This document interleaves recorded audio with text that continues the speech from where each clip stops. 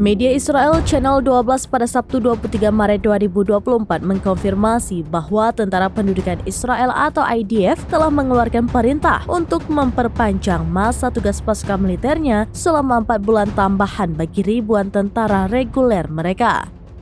Laporan tersebut menjelaskan langkah ini bertujuan agar IDF dapat terus mampu berperang dalam agresi militer ke Gaza yang sudah memasuki bulan ke-6.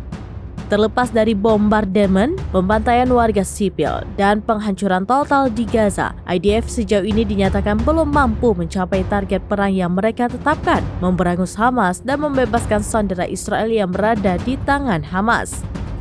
Laporan tersebut menambahkan jika langkah Tentara Pendudukan Israel memperpanjang masa tugas ribuan tentara mereka adalah upaya untuk menghindari ketidakmampuan negara untuk memberikan layanan reguler bagi tentara, mengingat kontroversi mengenai undang-undang wajib militer. Perintah perpanjangan masa tugas ini muncul di tengah krisis personel yang dialami IDF. Laporan yang telah beredar menyebut kalau tentara Israel secara segera membutuhkan tambahan 7.000 anggota. Setengah dari mereka akan bertugas tempur dan tambahan 7.500 untuk posisi perwira dan bintara. Namun, Departemen Keuangan Israel hanya menyetujui 2.500.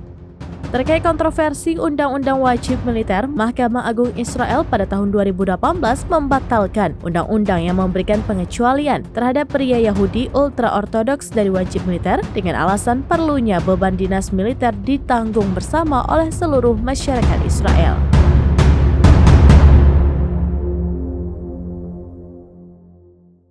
Download Tribun X sekarang, menghadirkan lokal menjadi Indonesia.